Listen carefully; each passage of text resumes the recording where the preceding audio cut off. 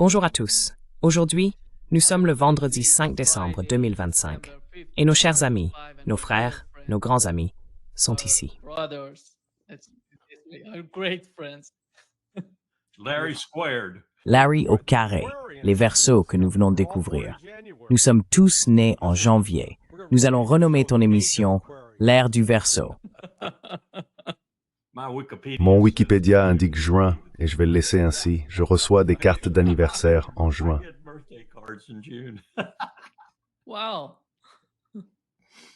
Wow! Laissez-moi commencer. Abonnez-vous et cliquez sur le bouton j'aime. Cela nous aide à toucher plus de monde. Je vais commencer, Larry, avec vous à propos de la réunion. Nous savons que Vladimir Poutine est en Inde, et la façon dont il a été accueilli est assez impressionnante à voir. Il a mentionné que les États-Unis demandent à l'Inde de faire quelque chose qu'ils ne font pas eux-mêmes. Les États-Unis, en tant que pays, ne respectent pas cette règle lorsqu'il s'agit d'acheter du combustible nucléaire, car ils en achètent en réalité à la Russie, tout en essayant de faire pression sur l'Inde pour qu'elle n'en achète pas. Voici ce qu'a déclaré Vladimir Poutine.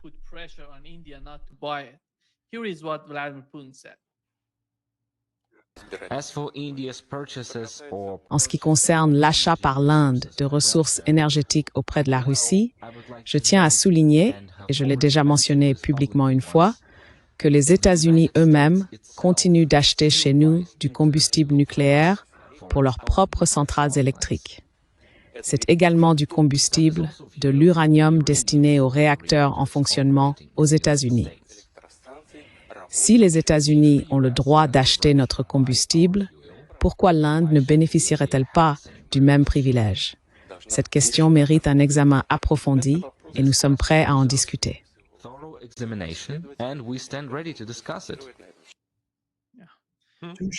Touché, touché, touché. Hypocrisie. Ton nom est Donald Trump. Oui. Larry, comment vois-tu la manière dont l'Inde résiste à la pression des États-Unis? Parce que tu sais, nous comprenons à quel point l'Inde est importante pour la Russie, à la fois au sein des BRICS et en dehors.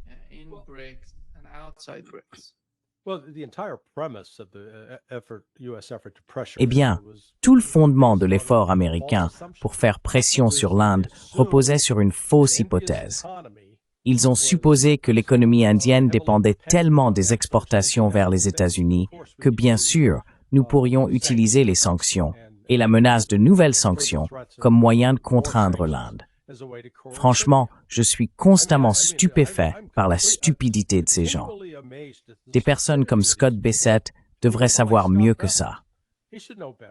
Je n'ai pas eu besoin de faire une quantité énorme de recherches pour découvrir que les exportations de l'Inde vers les États-Unis ne représentent qu'environ 5 à 10% de son PIB. Vous savez, cela causerait un peu de dégâts, mais pas du tout le genre de dommages qui résulterait de l'arrêt de l'achat de pétrole bon marché en provenance de Russie. Du pétrole et du gaz, bon sang.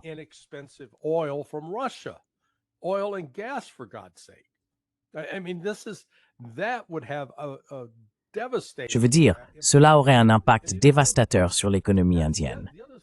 L'autre chose, c'est que, vous savez, nous sommes comme la génération Alzheimer, et pas seulement Trump. Je veux dire, Biden, mon Dieu, il en tenait une couche. Obama, George W. Bush, Bill Clinton, ils n'ont aucun sens de l'histoire, ni des relations entre l'Inde et la Russie, qui remontent à l'époque de l'Union soviétique.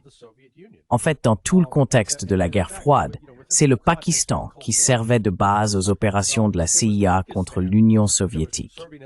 Eh bien, les Russes ne l'ont pas oublié, et c'est l'Inde qui était alors perçue comme un contrepoids au Pakistan.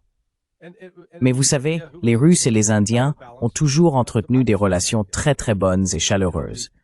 J'étais simplement amusé de voir certaines couvertures médiatiques, du genre « Oh mon Dieu, Modi a accueilli Poutine ». Oh, God, Modi welcomed Putin. Yeah, that's like. Oui, c'est comme « Oui, applaudissons le fait qu'un chien batte un autre chien et lui renifle l'arrière-train. » D'accord? C'est ce que font les chiens. C'est ce que font l'Inde et la Russie. Ils sont amis. Bon sang. Il faut s'y faire. Ce qui a vraiment tout bouleversé, du point de vue des États-Unis, c'est que l'objectif américain a toujours été de détruire la Russie, puis de s'en prendre à la Chine. Eh bien, maintenant, la Russie joue le rôle de médiateur, un rôle de médiateur entre la Chine et l'Inde. Et les fondations de ce conflit commencent en réalité à se fissurer et à s'éroder, avec Modi et Xi qui traitent directement entre eux. Donc vous savez, la Russie joue un rôle important dans la création de ce nouvel ordre économique mondial. Et en fait, si l'on veut, c'était Modi qui faisait un doigt d'honneur à Donald Trump et à ses tentatives de l'intimider.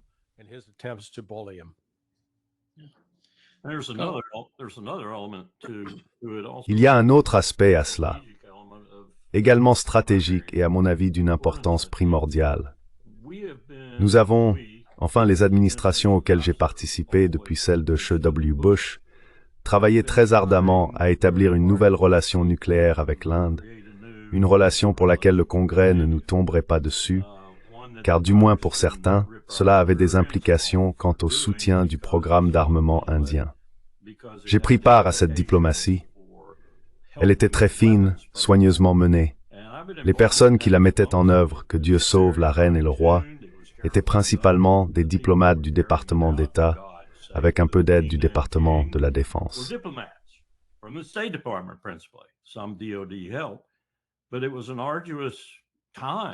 Mais c'était une période ardue pour trouver le bon équilibre dans la formation de cette nouvelle relation avec l'Inde. Une relation que notre opinion publique accepterait, que l'Inde accepterait, et qui ne représenterait pas un véritable danger, mais plutôt un atout économique. Et même, comme Larry le laissait entendre, un atout stratégique pour les États-Unis, afin d'attirer l'Inde dans le monde nucléaire que nous dominions, plutôt que dans celui que d'autres pourraient dominer. Nous avons tué cela. Nous l'avons détruit. Nous l'avons assassiné dans son berceau naissant, pour ainsi dire. Je veux dire, cela était en train d'éclore, de fleurir. Ivan Feigenbaum et Boucher, ainsi que quelques autres personnes au département d'État, méritent un grand mérite pour avoir travaillé avec acharnement pendant des semaines, des années, afin de mener cela à bien.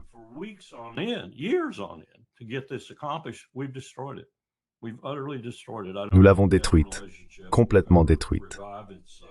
Je ne pense pas que cette relation puisse jamais se ranimer, car l'Inde, comme Larry le laissait entendre ou le disait directement, a désormais de nouveaux horizons, des horizons à la fois historiques et anciens à bien des égards, si l'on connaît l'histoire de la Russie et de l'Inde.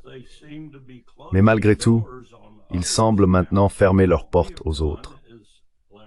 Et ce que nous avons fait, comme Larry l'a également suggéré, c'est de forcer non seulement la Russie et la Chine à s'unir, deux des pays les plus puissants du monde aujourd'hui, mais aussi l'Inde, qui dépassera bientôt la Chine en population et forme des ingénieurs et autres à un rythme phénoménal.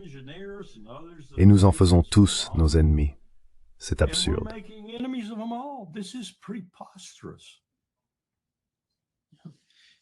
Miles, Il y a un moyen de gérer cela, Larry, pour mieux comprendre ce qui se passe, je pense, entre la Russie et l'Inde, ou la Russie et la Chine. Penses-tu que l'administration Trump en arrive là, à comprendre qu'il existe une certaine limite à la pression que l'on peut exercer, que l'on peut infliger à ces pays, et quelle en serait la conséquence pour eux, pour leurs attitudes?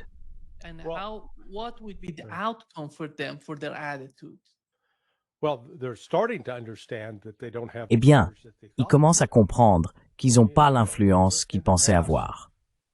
Vous savez, autrefois, il y avait une publicité aux États-Unis, il y a peut-être 20 ou 30 ans.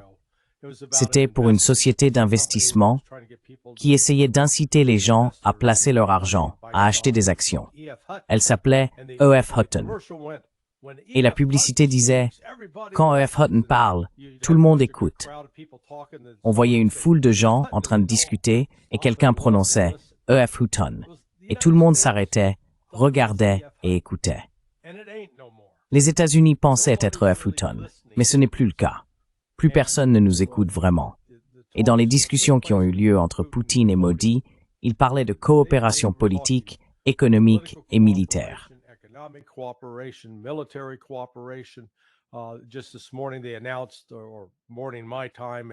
Ce matin même, ils ont annoncé, enfin, le matin pour moi, le soir pour eux, que la Russie allait commencer à produire son chasseur de 5e génération, le Su-57, en Inde. Et l'Inde dispose du système de défense aérienne S-400. Et bon sang, elle veut vraiment obtenir le S-500. Vous savez, la Russie n'a pas encore pris d'engagement immédiat à ce sujet. En même temps, la Russie construit ce que je pense être la plus grande centrale nucléaire d'Inde. Et elle a déjà mis en service 2 de ses réacteurs. Elle fournit donc déjà de l'électricité à l'Inde. Les États-Unis ne semblent pas reconnaître le changement du monde. Nous assistons à la naissance d'un nouvel ordre économique mondial, dont les fondations reposent sur la Russie, la Chine et l'Inde.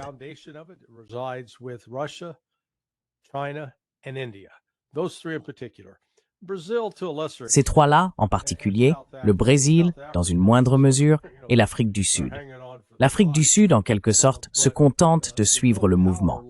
Mais le véritable pouvoir réside en Russie, en Chine et en Inde. Surtout en Inde et en Chine, en raison de la taille de leur pays et du fait qu'ils représentent, vous savez, environ 3 milliards de personnes dans l'économie mondiale. Donc les États-Unis ne sont pas préparés à cela et ils pensent encore pouvoir contraindre les autres à faire leur volonté. Mais ce que nous avons appris au cours des 3 ou 4 derniers jours, c'est qu'un certain nombre de ces pays, en particulier la Chine, n'achètent plus de bons du Trésor américain.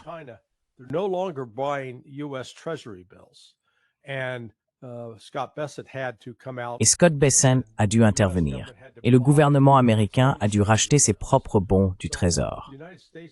Ainsi, les États-Unis, sur le plan économique, trouvent de plus en plus difficile d'amener le reste de la communauté mondiale à soutenir notre dépendance, que j'appellerais une dépendance à la drogue. Tant qu'ils continuaient à acheter nos dollars, on pouvait dépenser, sans se soucier de rembourser. Maintenant, nous devons nous préoccuper du remboursement, et ces autres pays commercent de plus en plus entre eux sur la base de leur propre monnaie. Cette réunion aujourd'hui en Inde était donc le symbole de la faiblesse des États-Unis dans un domaine où ils étaient autrefois puissants.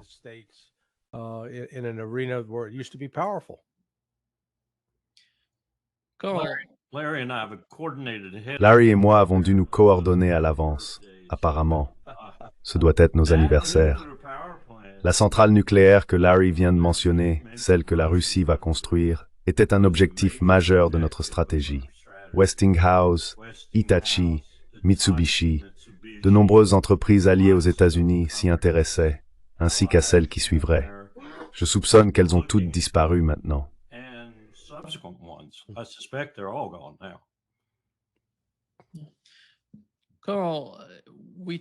Carl, nous parlons de l'Inde, de la Russie, de la Chine et d'autres pays. On voit bien que leur intérêt national est au cœur de ce qu'ils poursuivent. Mais voyez-vous la même chose se produire aux États-Unis? Ou bien une certaine idéologie guide-t-elle la politique étrangère américaine?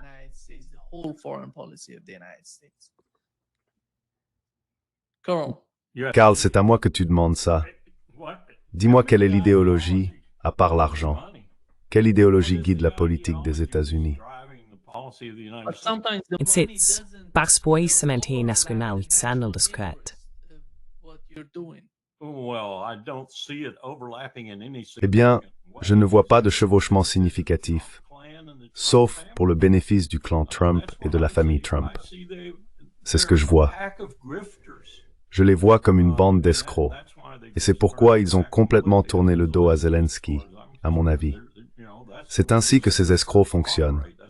C'est ainsi que les agents immobiliers fonctionnent. Cette propriété n'a plus de valeur, je n'en ai pas besoin, dégage, je ne veux pas en parler.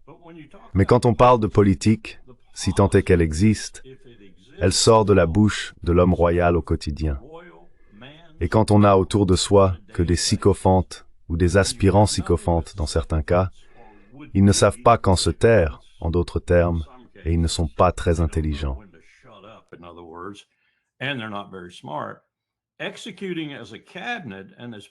En tant que cabinet et principaux membres de votre Conseil national de sécurité, Ce genre de politique paraît assez étrange. Et ce que Larry vient de dire à propos du secrétaire au Trésor est tout à fait juste. Hier, il a été révélé qu'il avait même mentionné lors d'une réunion, et je n'ai aucun doute sur l'exactitude de cette information, que nous aurions des paiements sur notre dette atteignant 3 000 milliards de dollars au cours de la prochaine décennie. Nous ne pouvons même pas commencer à faire face à cela. Alors que faisons-nous? Fermer le gouvernement? Que va faire Trump si cela se produit pendant ces 4 années, peut-être même plus tôt, d'ici la 3e année ou au début de la 4e?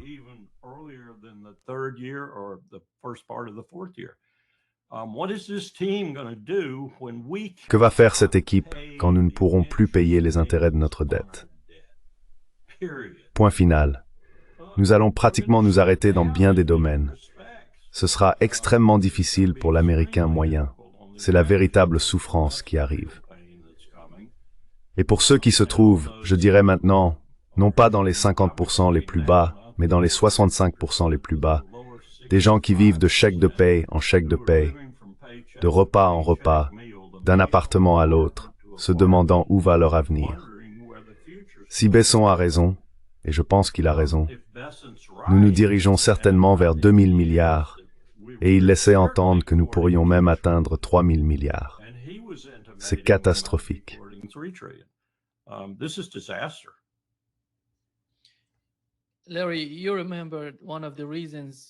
Larry, tu te souviens qu'une des raisons pour lesquelles les gens ont voté pour Donald Trump, c'est qu'il parlait de réduire ses bases militaires à l'étranger et de les ramener au pays pour renforcer le pays, pour remettre l'Amérique au premier plan.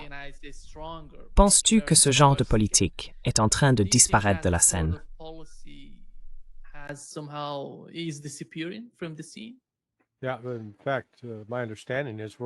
Oui, en fait, d'après ce que je comprends, nous voulons construire plus de 10 nouvelles bases entre la Suède et la Norvège. Vous savez, nous sommes comme des accros au crack ou à la méthamphétamine. Nous ne pouvons tout simplement pas nous arrêter. Nous ne pouvons pas nous en empêcher. Oui, nous savons que nous devrions arrêter. Nos dents pourrissent. Nous avons l'air d'avoir 20 ans de plus que notre âge réel.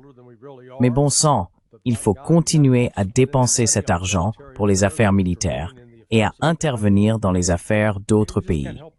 Nous ne pouvons tout simplement pas nous en empêcher. Donc, vous savez, Trump a trahi sa base sur ce point et il se retourne contre lui.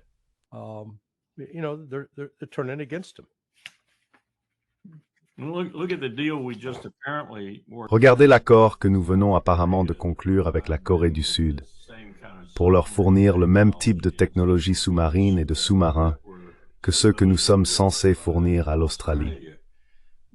Nous ne sommes même pas capables de construire ces sous-marins nous-mêmes. Les 2 programmes d'attaque et balistique dépassent largement le budget et accusent un retard considérable. Selon la loi du Congrès, ils devraient être automatiquement annulés à cause de ces 2 facteurs. Mais ils ne le feront pas parce qu'ils y tiennent énormément. Mais la Corée pense-t-elle, la Corée du Sud croit-elle, qu'elle les verra un jour?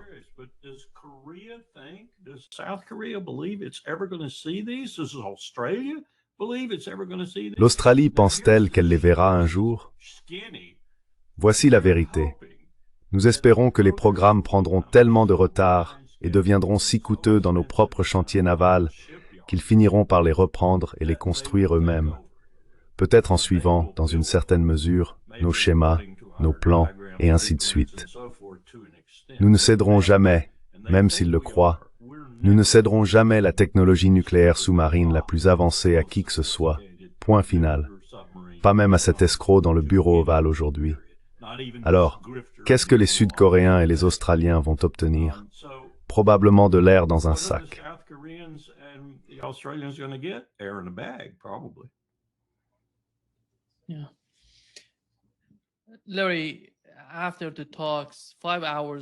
Larry, après les discussions, 5 heures de négociations, la dernière série, si je ne me trompe pas, était la 6e série de négociations entre les États-Unis et la Russie.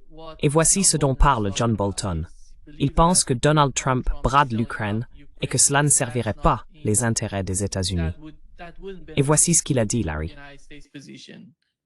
And here is what he said, Larry. Rédigez un article pour The Telegraph à propos de Trump et de votre opinion selon laquelle il trahit l'Ukraine.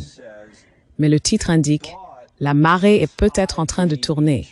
Alors essayez peut-être de reprendre cet aspect si possible.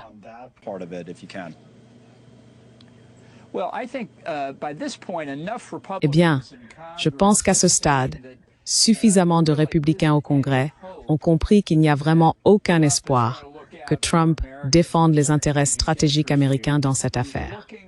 Il cherche un prix Nobel de la paix. C'est aussi simple que cela.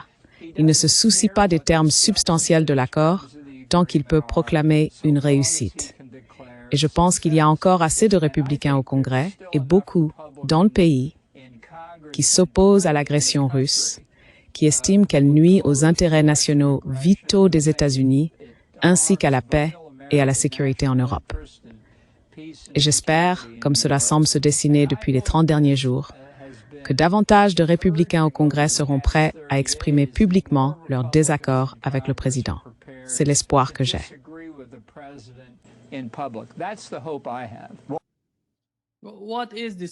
Quel est l'intérêt stratégique national des États-Unis en Ukraine? Et en quoi cela va-t-il aider les États-Unis si la guerre continue comme elle le fait actuellement, où, vous savez, les Européens, avec les Ukrainiens, se battent? Non, non. Le colonel Wilkerson a tort. Premièrement, il y a beaucoup de membres du Congrès qui comptent sur ces millions de dollars que Zelensky détourne. Allons, et eux aussi doivent avoir des comptes de retraite. Je n'ai jamais vu autant d'âneries délirantes de ma vie. Peu importe ce que le Congrès américain pense ou fait. Peu importe ce que Donald Trump pense ou fait. La Russie va écraser militairement l'Ukraine. La seule façon de maintenir l'Ukraine intacte en tant que nation à peu près fonctionnelle, c'est de négocier immédiatement avec la Russie et d'accepter les conditions de la Russie. Vous savez, ce n'est pas comme vouloir acheter une nouvelle voiture quand on a tout l'argent du monde et un concessionnaire impatient de vous en vendre une.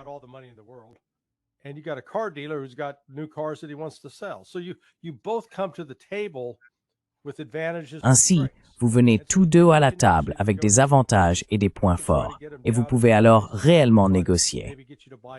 Vous pouvez essayer de faire baisser son prix, et lui peut tenter de vous convaincre d'acheter quelques options supplémentaires.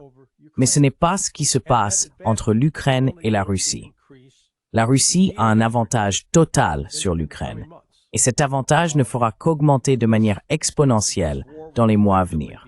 Cette guerre sera effectivement terminée d'ici la fin de l'année prochaine, au plus tard, peut-être plus tôt, en raison des pertes que subit l'Ukraine et des avancées que la Russie réalise actuellement sur le terrain.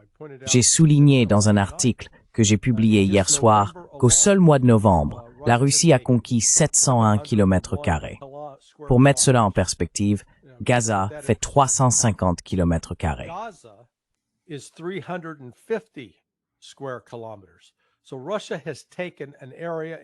Ainsi, la Russie a conquis en un mois une zone 2 fois plus grande que Gaza.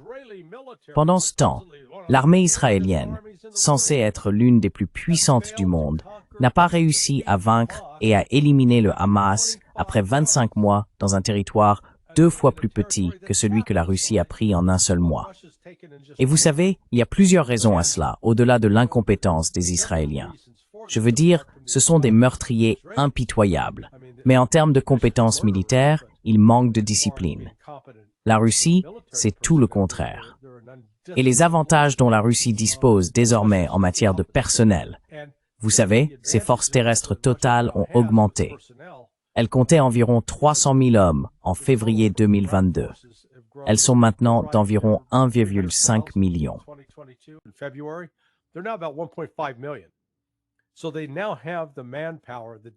Ils ont donc désormais la main-d'œuvre et la profondeur nécessaires pour lancer des offensives sur plusieurs axes d'attaque. Et l'Occident et l'Ukraine ne peuvent rien faire pour l'en empêcher. Alors, vous savez, quand on écoute Bolton en parler, allez-y, adoptez toutes les résolutions que vous voulez, sanctionnez encore un peu la Russie. Quel en a été le résultat jusqu'à présent? Cela a renforcé l'économie russe et convaincu les Russes qu'ils n'ont pas besoin des États-Unis. Et en ce qui concerne la relation stratégique avec l'Europe, citez-moi une seule chose, à part le fromage bleu et le champagne, pour laquelle l'Europe est utile. Elle ne nous fournit pas de ressources naturelles essentielles. Je veux dire, il n'y a plus une seule chose dont les États-Unis aient besoin venant d'Europe. L'Europe, c'est ce parent parasite et agaçant qui vient vivre chez vous sans payer de loyer. Voilà ce qu'est l'Europe.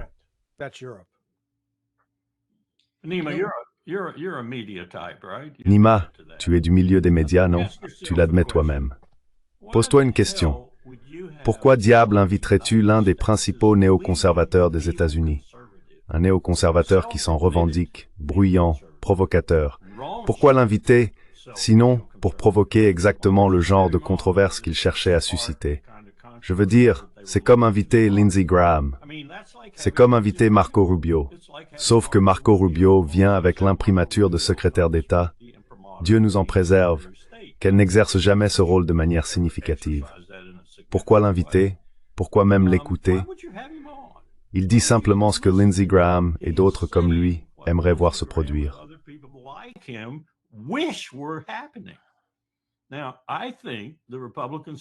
Je pense que les républicains au Congrès, aussi répréhensibles que certains d'entre eux puissent être, ainsi que leurs collègues démocrates et les pleutres qu'ils sont, par excellence, commencent néanmoins à se rendre compte que les néoconservateurs en particulier ont vraiment tout gâché dans ce pays. Et il y en a même parmi eux qui essayent de trouver un moyen de contrer des gens comme Bolton et même Rubio. J'espère qu'ils y parviendront. J'espère qu'ils trouveront la force et qu'ils réussiront. Et il y a des démocrates qui se joindraient à eux. Pas beaucoup, mais certaines personnes montrent des signes de véritable vitalité législative dans cet organisme moribond. Et ce serait très bénéfique pour le pays s'ils s'y mettaient soudainement.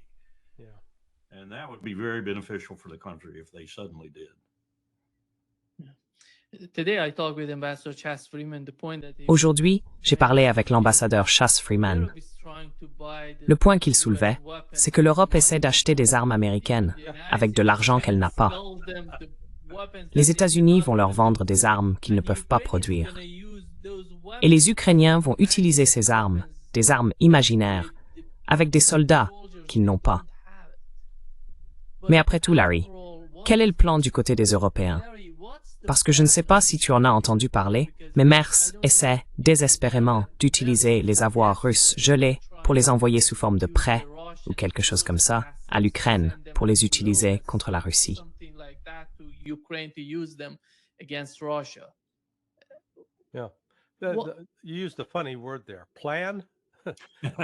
Tu as utilisé un mot amusant là, plan. Ils ne planifient rien. Tu plaisantes? Ils improvisent complètement. Les choses ne se sont pas déroulées comme ils l'avaient prévu. En février 2022, j'ai entendu Alexander Mercouris de The Duran expliquer qu'il y avait une réunion de l'OTAN juste après que Poutine a lancé l'opération militaire spéciale.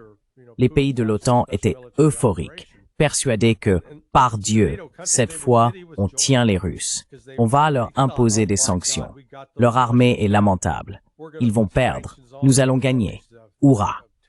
Et maintenant, 4 ans plus tard, ils regardent autour d'eux en se demandant « Quelqu'un a noté le numéro du camion qui vient de me passer dessus. »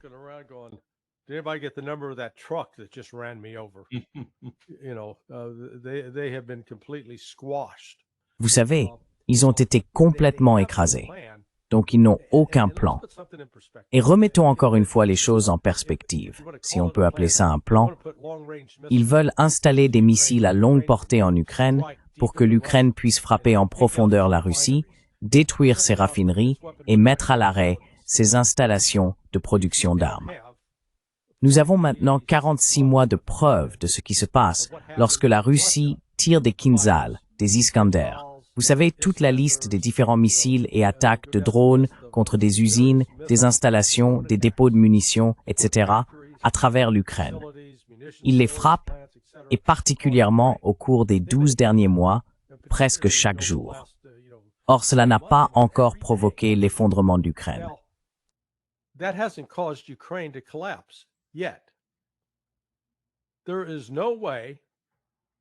Il n'existe aucun scénario, dans aucun univers, où l'Ukraine, même si l'Occident disposait des capacités industrielles nécessaires, pourrait produire suffisamment d'armes pour infliger à la Russie les mêmes dégâts que ceux subis par l'Ukraine. Mon point est donc le suivant. Tirer tous ces missiles, c'est bien beau, oui, mais la Russie sait qu'il y a toujours des limites à ce qu'on peut accomplir. Il faut, au bout du compte, déployer des troupes au sol, avancer, prendre du territoire et tuer un grand nombre de leurs soldats. Et au final, c'est ainsi qu'on gagne une guerre. Ce n'est pas la seule manière. Il faut aussi avoir un plan économique solide. Mais encore une fois, cela montre à quel point ces gens en Europe sont déconnectés de la réalité. Ils ne réfléchissent pas à la logistique que cela implique. Et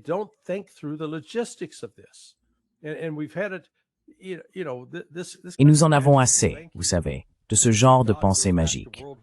Bon sang, cela remonte à la Seconde Guerre mondiale, quand Curtis LeMay et les autres de la 8e Air Force pensaient « Bon, tout ce qu'on a à faire, c'est larguer assez de bombes sur l'Allemagne et les Allemands se rendront. » Eh bien, ça n'a pas marché. Même chose pour le Japon. Et maintenant, ils persistent avec cette mythologie. Il suffit de larguer assez de bombes, de tirer assez de missiles, et l'autre camp sera paralysé et incapable de continuer le combat. Nous avons des preuves en abondance. Regardez simplement l'Ukraine. L'Ukraine a été durement frappée, mais elle tient toujours. Et la Russie reconnaît qu'elle devra les repousser jusqu'au Dniepr et prendre davantage de territoire avant que tout cela ne soit terminé.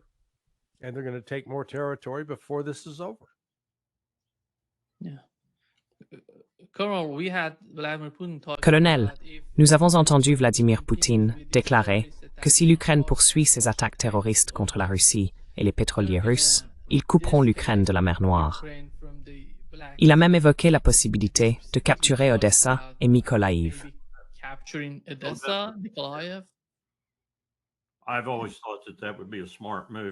J'ai toujours pensé que ce serait une décision intelligente de la part de la Russie, vraiment d'un point de vue militaire, peut-être pas d'un point de vue politique, mais militairement, contrôler toute la bordure nord de la mer Noire. Permettez-moi de revenir à ce que disait Larry et de le renforcer un peu si je peux.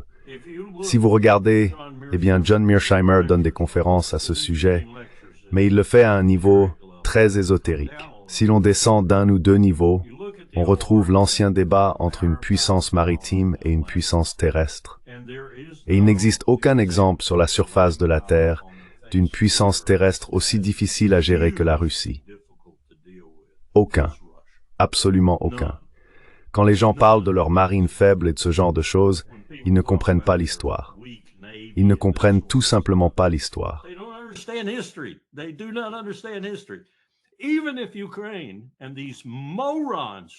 Même si l'Ukraine et ces imbéciles de l'OTAN, de Washington et du Pentagone, qui conseillaient les gens et agissaient selon leurs propres conseils, avaient réussi, même de loin, à vaincre la Russie dans les premières phases, que ferait la Russie? La même chose qu'elle a toujours faite. Elle ramasserait tout, déplacerait ses forces là où on ne pourrait même pas les atteindre, puis combattrait à partir de là, et encore, combattrait à partir de là. Et ensuite, que feriez-vous? Faire intervenir le Japon et la Corée et les frapper de ce côté-là. Nous avons un Premier ministre au Japon qui parle de cela à propos de la Chine. Quelle catastrophe ce serait! Mais c'est absurde, ce que ces militaires essayent de faire avec l'Ukraine. Et cela m'inquiète vraiment, parce que nous avons ces mêmes militaires ou leurs successeurs qui s'occupent maintenant de la situation au Venezuela.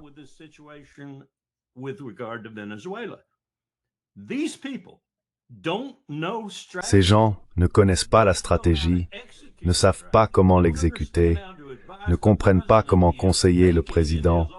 Il est nu dans son uniforme du bureau ovale. Pas du tout. Il se contente de suivre le mouvement. Et ces personnes qu'on ressuscite, oh, cet amiral est formidable, il a une excellente réputation dans les forces d'opération spéciales. Cela ne veut rien dire. Cela signifie qu'il est un tacticien, c'est tout. Il ne comprend pas la stratégie, il ne comprend pas la politique. Nous n'avons personne dans l'armée des États-Unis. Et Chuck Hagel, depuis son poste au Sénat, avait mis Powell en garde à ce sujet en 1993. Il n'y a aucun général 3 étoiles, aucun général 4 étoiles sur cette liste, selon la loi, à qui je confierais le commandement d'un commandement unifié, encore moins un poste de vice-président, de président ou de chef d'état-major. Pas un seul. Colonel, qu'est-ce qui ne va pas? C'est notre héritage.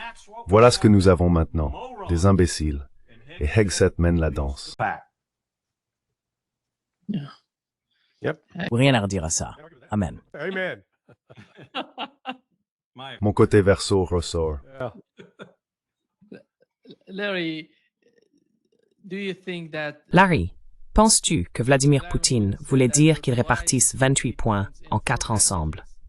Oui. Alors, si tu réfléchis à cela, étant donné les problèmes que nous avons avec l'Ukraine, les Européens, les États-Unis et toute l'architecture de sécurité de la région, que dirais-tu que la priorité de la Russie est en ce moment? and what is the priority of Russia as we talk today? Well, what took place earlier this week. Eh bien, ce qui s'est passé plus tôt cette semaine à Moscou avec Witkoff et Kushner, cette rencontre entre Kushner et Witkoff était, disons, d'un niveau tactique. Ils s'occupaient de détails pratiques, vous savez, du genre « Quelle couleur de céleri voulons-nous pour la voiture? Quel type de roue voulons-nous » Pendant ce temps, Poutine se demandait s'il nous fallait même des voitures, ou s'il n'existait pas un meilleur moyen de transport. Ainsi, ces 5 heures ont été consacrées à détacher Kushner et Witkoff de leur focalisation sur ce qu'ils pouvaient faire pour obtenir un cessez-le-feu. Il reste encore, Trump reste encore, prisonnier de l'idée qu'il existe des domaines dans lesquels la Russie fera des concessions, notamment sur le plan territorial, qu'elle arrêtera les combats sur place et donnera essentiellement aux Ukrainiens une chance de se rétablir. Give the Ukrainians basically a chance to recover. Not going to happen. And Putin was making that point. Ça n'allait pas arriver. Et Poutine leur a fait comprendre ce point très clairement. Mais au lieu de, vous savez, leur dire d'aller se faire voir et de ne pas revenir avant d'avoir quelque chose de plus sensé, ils ont gardé des relations très cordiales. Je pense que Poutine croit qu'il peut finalement convaincre Trump de traiter avec la Russie sur une base économique et bilatérale, sans avoir à se soucier de ce que pensent les Européens. Ce n'était donc pas une négociation sur les 28 points. Il s'agissait plutôt d'établir quel type de cadre de négociation ils allaient adopter. Et Poutine l'a dit très clairement il y a une semaine à Bishkek, où il a déclaré que lorsque les négociations commenceraient, Lavrov en serait responsable, avec Medensky et Ushakov pour l'assister.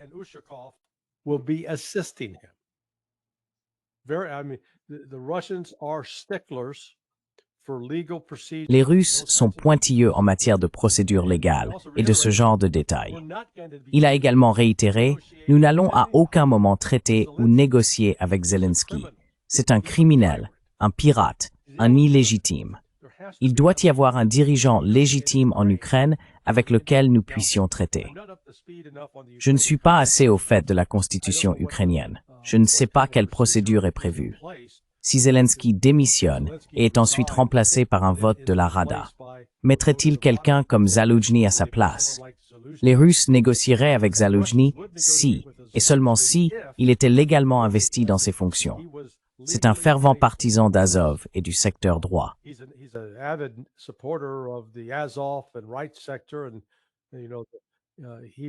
Et vous savez, il représente le désir russe de dénazification. Il fait partie du problème, mais la Russie pourrait encore lui parler. Donc il s'agit plus ou moins d'amener Kushner et Witkoff à bien comprendre la position russe. Ils doivent revenir et transmettre cela à Donald Trump. Je trouve fascinant que nous n'ayons pas encore vu de fuite du côté de Trump à propos de ce qui en est ressorti. Et il n'essaie même pas de manipuler la communication, parce que je pense qu'il réalise maintenant que la Russie détient les cartes. Vous savez, Trump a dit à Zelensky qu'il n'avait pas de carte Trump. Eh bien, Donald Trump n'a pas de carte Trump non plus. C'est Poutine qui les a. Et je pense que peut-être Trump, ou du moins Witkoff et Kushner, le reconnaissent. Witkoff and Kushner recognize that. Je viens d'apprendre ce matin, je pense que c'est exact. Cela venait d'une source fiable, même si je ne me souviens plus laquelle. Mais il vient aussi d'annuler officiellement la réunion avec Zelensky. Ah, vraiment? Oui, il n'aura pas de réunion avec Zelensky. C'est un signal. Mais j'allais dire, il y a toujours, comme on disait autrefois dans l'armée, la solution à 1300. On ne peut plus dire ça maintenant, parce que les munitions de gros calibre coûtent environ $1 la balle aujourd'hui. Zelensky.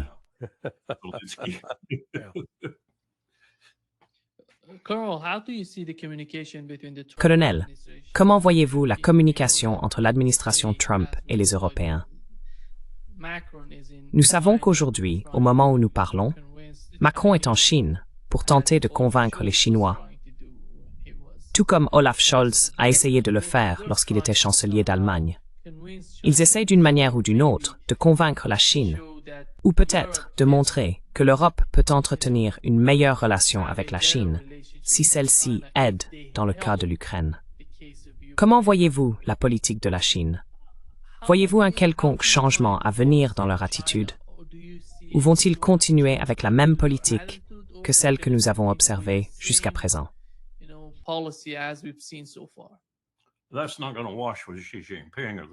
Cela ne passera pas avec Xi Jinping, le politburo ou quiconque d'importance officielle en Chine. Wang Yi, le ministre des Affaires étrangères. Cela ne passera tout simplement pas. La Chine souhaiterait entretenir de meilleures relations avec l'Europe et l'a répété à plusieurs reprises. Elle estime que l'obstacle à cela réside dans l'OTAN et les États-Unis, car elle comprend que la stratégie américaine consistait à affaiblir la Russie, puis à s'en prendre à la Chine avec l'aide de l'OTAN.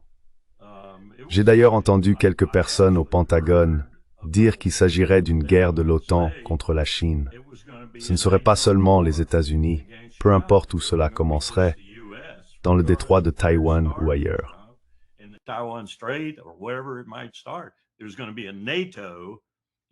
Il va y avoir une guerre entre l'OTAN et les États-Unis. Je faisais un briefing à une sénatrice américaine en exercice sur d'autres sujets, et cette sénatrice m'a répondu, après que nous lui avions expliqué à quel point nous étions réellement faibles en mer de Chine méridionale, que j'avais tort. Elle venait tout juste d'achever une tournée de toute la région, y compris Taïwan, le Japon, Manille, et si je me souviens bien jusqu'en Australie, et elle était passée par Guam. Oups, je l'ai trahi. Et elle nous a dit, je viens de faire cette tournée. Vous avez tort. Vous avez complètement tort. Nous sommes puissants dans la région, nous avons des alliés qui encerclent la Chine, nous sommes puissants. J'ai eu envie de dire Manille.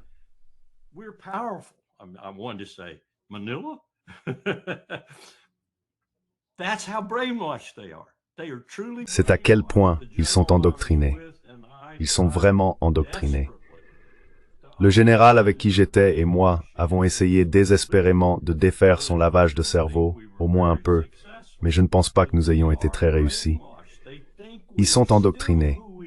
Ils pensent que nous sommes encore ceux que nous étions, par exemple en 1989, lorsque nous avons atteint notre apogée en termes de puissance militaire et vraiment en termes d'alliés, qui disposaient d'une puissance comparable ou raisonnablement solide pour renforcer notre arsenal. Ce n'est plus vrai, comme Larry l'a souligné.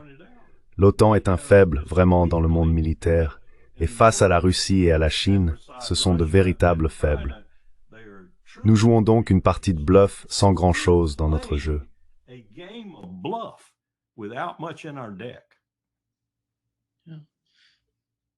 Larry, voici ce que Stormer a dit à propos de la Chine. Oh, je ne peux tout simplement pas. Aucune transformation aujourd'hui n'a de conséquences plus importantes que l'ascension de la Chine. C'est une nation d'une ampleur, d'une ambition et d'une ingéniosité immense, une force déterminante dans la technologie, le commerce et la gouvernance mondiale. Notre réponse ne sera ni dictée par la peur, ni atténuée par l'illusion. Elle sera fondée sur la force, la clarté et un réalisme lucide, en accord avec notre approche internationale plus large et guidée par nos convictions.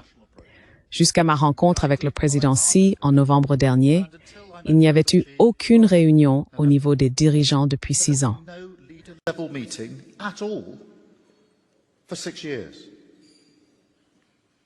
I'm talking here about the second biggest economy in the Je world. parle ici de la deuxième plus grande économie du monde, une nation qui représente plus d'un quart de la recherche et du développement mondiaux et qui est à la pointe de certaines technologies essentielles.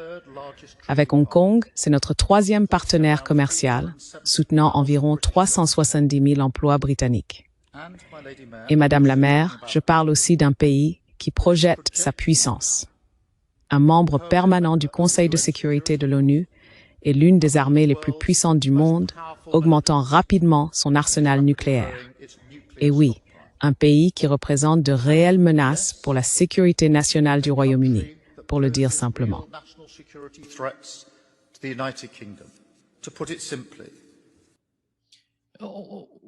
Qu'est-ce que Larry dit là?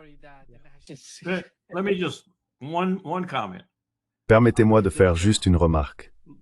J'ai noté ceci, en jouant sur ces mots, sans véritable force et avec une abondance d'illusions. C'est ce qu'ils sont. Et soit dit en passant, Monsieur Starmer, ils sont la première économie mondiale, pas la deuxième, la première, selon presque tous les indicateurs qui comptent, de la parité de pouvoir d'achat à leurs avancées technologiques. Ils sont désormais tellement indépendants en ce qui concerne les minéraux critiques et d'autres ressources dont nous avons besoin, qu'ils ont en réalité du mal à approvisionner leurs propres industries avec ces matériaux. Et c'est la raison pour laquelle ils ne nous les fournissent pas. Ce n'est pas une question de tarifs ni de représailles. C'est parce que leur industrie a tellement de succès qu'elle a dépassé les ressources que la Chine peut offrir. C'est pour cela qu'ils sont la première économie mondiale, avec 1 million de bornes de recharge contre nos 22 000. Oui.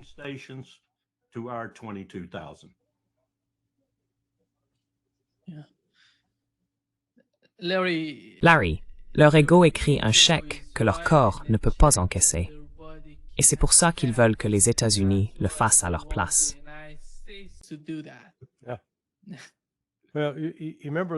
Oui. Eh bien, tu te souviens de ces petits chiens que la reine Elisabeth promenait toujours? Les corgis, tu vois? Ils sont complètement inutiles. Ils sont très affectueux, mais ils ne servent à rien. C'est la seule chose pour laquelle ils sont bons. Comment l'était un ou deux soit, Father? Ouais. La seule chose pour laquelle ils sont bons, tu les mets comme appât. Les aigles descendraient, les attraperaient et s'envoleraient avec eux. Voilà l'Angleterre. L'Angleterre, c'est une bande de corgis. Et les Chinois n'aiment pas particulièrement les chiens. La Chine est le troisième partenaire commercial du Royaume-Uni, mais pas du point de vue chinois.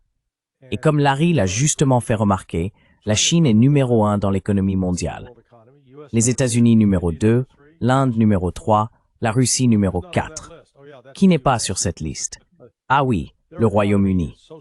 Leur économie est si petite et sans importance pour les affaires mondiales. Ils ne comptent plus. C'est une chose choquante avec laquelle les Anglais ont du mal à se faire. Mais ils ne comptent plus. Ils ont une grande histoire, ayant joué un rôle essentiel dans le développement de ce que nous appelons la civilisation occidentale. Mais tout ce concept de civilisation occidentale est en train d'être discrédité.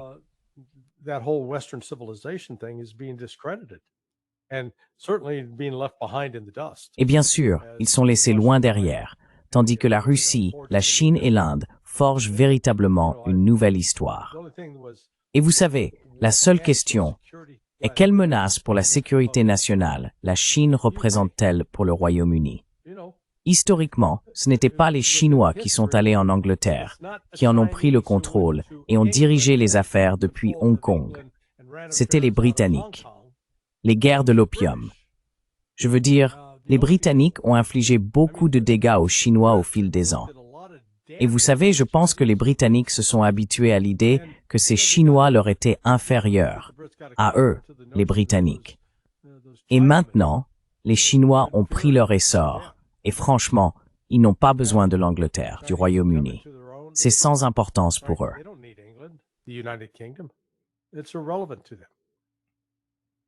I was thinking about this the other day, Neiman, and Je réfléchissais à cela l'autre jour, même en termes géopolitiques et géostratégiques, en revenant à Mackinder et en pensant à la façon dont le monde change de manière si spectaculaire.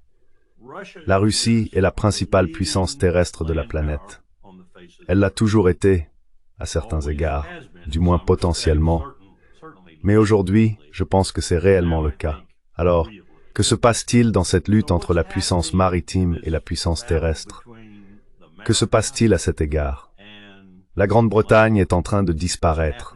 Autrefois, l'empire sur lequel le soleil ne se couchait jamais, avec une Royal Navy qui faisait l'envie, sinon la crainte, du monde, n'a plus rien aujourd'hui. Elle ne peut même plus armer ses principaux navires de guerre, faute de personnel suffisant.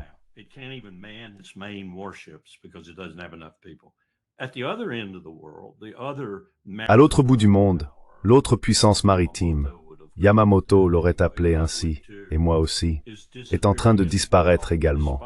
Malgré cette nouvelle première ministre, et sa belligérance et sa fanfaronnade, elle disparaît aussi. Elle disparaît démographiquement, et elle disparaît dans quoi? Dans l'ombre d'une autre immense puissance terrestre qui borde la Russie, et à propos de laquelle Poutine aura probablement bientôt quelques griefs, car elle occupe ce que nous appelions autrefois le DVD de l'Extrême-Orient. Et il ne peut rien y faire. Pour l'instant, il n'a pas les moyens de l'exploiter et de le développer. Donc la Chine lui rend en réalité un service. Mais cela finira par attirer l'attention. Ce que nous observons, et c'est là mon propos, c'est que les puissances terrestres sont en train de prendre le contrôle du monde, plutôt que les puissances maritimes.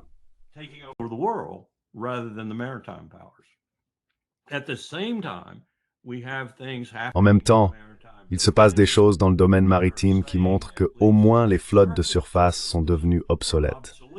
Et ces missiles dont Larry parle, où la Russie se trouve être bien en avance sur tout le monde, les rendent obsolètes. Alors qu'est-ce que cela signifie pour la puissance insulaire et terrestre qu'est les États-Unis d'Amérique? Cela ne signifie rien. Nous sommes en plein dedans. Et nous ferions mieux d'être plus intelligents que tout le monde. Mais nous sommes plus stupides que tout le monde. Alors qu'est-ce que cela veut dire?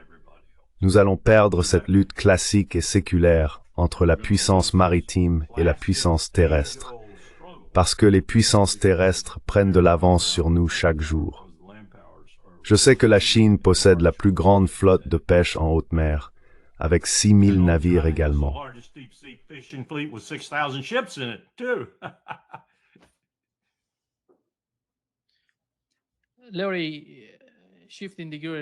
Larry, changeons un peu de sujet pour parler de la situation au Moyen-Orient.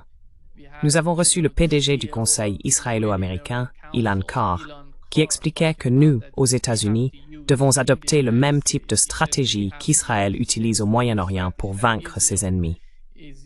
Voici ce qu'il a dit, Larry.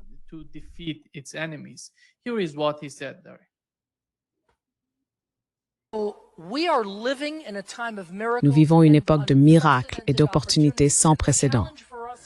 Le défi qui nous attend ici, et je conclurai là-dessus car c'est essentiel, est de transformer les réussites d'Israël en nos propres réussites et victoires ici, car nous ne formons qu'un seul peuple. La faiblesse d'Israël est la nôtre, et la force d'Israël est la nôtre. Maintenant qu'Israël a bouleversé toute la situation géopolitique, notre tâche dans la diaspora est de capitaliser sur ces victoires et de gagner ici, de faire à nos ennemis ici ce qu'Israël a fait à ses ennemis là-bas. Et c'est sur cela que se concentre l'IAC.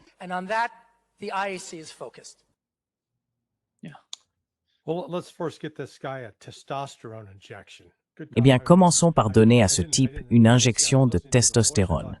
Mon Dieu. Je veux dire, au début, je ne voyais pas, j'écoutais juste la voix. Je pensais que tu avais dit que c'était un homme. Ça sonnait comme une femme. Donc, commençons par ça. Tu sais, l'un des plus grands mensonges propagés par le lobby sioniste, c'est cette notion de judéo. Nous aurions un héritage judéo-chrétien? Non, nous n'en avons pas. Nous avons un héritage islamo-chrétien. Voici ce que je veux dire par là. Dans l'islam, Jésus est vénéré. Il est considéré comme un saint prophète. Sa mère, Marie, est reconnue dans l'islam comme la plus grande femme qui ait jamais existé. Il y a une sourate dans le Coran, c'est la seule femme qui occupe une place importante, je crois. Et le judaïsme, alors?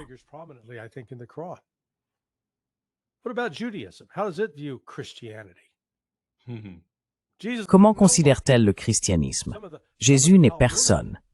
Certains écrits talmudiques, il y a un débat à ce sujet, mais en gros, ils parlent de Jésus étant bouilli dans un pot d'excréments, que Marie était en fait une prostituée qui est tombée enceinte et a essayé de faire croire que c'était Dieu. Donc en réalité, les chrétiens n'ont rien en commun avec le judaïsme. Les chrétiens ont plus en commun avec l'islam. Et pourtant, le mensonge continue d'être répété. Ah oui, ces islamistes, ils veulent tuer tous les chrétiens. Et pourtant, si tu vas en Iran, tu connais quelque chose à l'Iran, Nima? À Téhéran, je crois que la plus ancienne communauté juive du monde y vit encore. Attends une seconde. Je croyais qu'ils allaient tuer tous les juifs. Wait a second, I thought they were going to kill all the Jews. So this effort to Donc, cet effort visant à relier le judaïsme et le christianisme, puis à utiliser tout ce prétexte chrétien. Si vous ne soutenez pas Israël, vous n'êtes pas un bon chrétien. Vous voyez, ce genre de bêtises est en train de disparaître. Et c'est pour cela que ce type est un peu strident dans ses propos, parce que la situation stratégique est en train de changer. La capacité d'Israël à acheter les États-Unis. Ils n'ont plus assez d'argent maintenant. Et la génération des moins de 40 ans, eh bien juste avant que nous passions à l'antenne, un officier de la DGSE est sorti du silence. Son visage est masqué. Tout ce que je peux dire, c'est que si ce rapport est légitime et que cette personne est réelle, c'est choquant, car cela montre que la DGSE française collabore avec l'unité israélienne 8200 et qu'il prévoyait d'assassiner Candace Owens.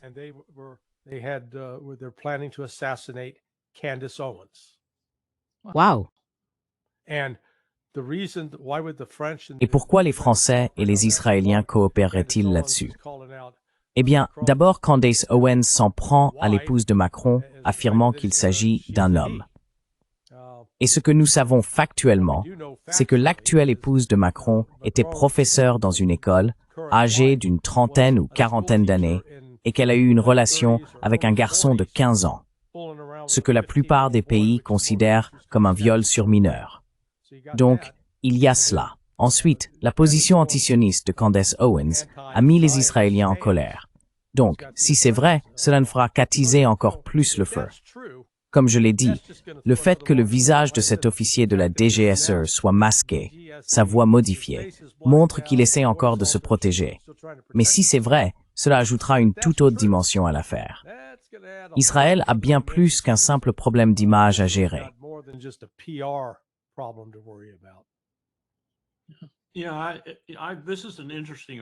Oui, c'est un argument intéressant. En général, je n'aime pas me mêler des débats religieux, car je ne suis pas une personne très religieuse. Mais c'est un argument très intéressant d'un point de vue historique. Le Christ a été une répudiation de tout ce que les Juifs représentaient. Même s'il était lui-même juif, il en a été une totale répudiation. La seule fois, d'après la littérature, où il a perdu son calme et s'est vraiment mis en colère, c'est lorsqu'il est entré dans le temple pour s'en prendre aux pharisiens et aux sadducéens qui trompaient les gens. L'usure à outrance. Il a rejeté la culture juive. Et le Nouveau Testament est une répudiation de l'Ancien Testament que Ted Cruz utilise pour justifier notre politique de sécurité nationale.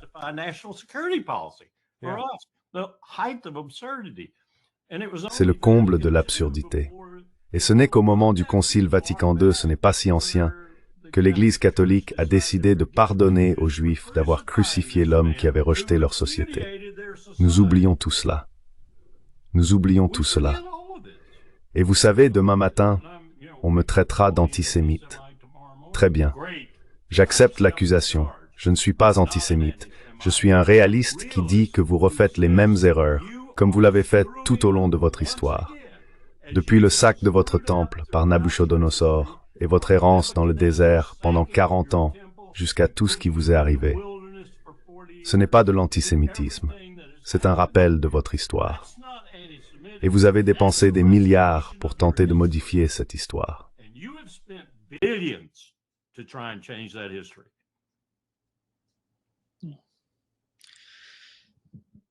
Thank you so much, Merci beaucoup, Carl et Larry, d'être avec nous aujourd'hui.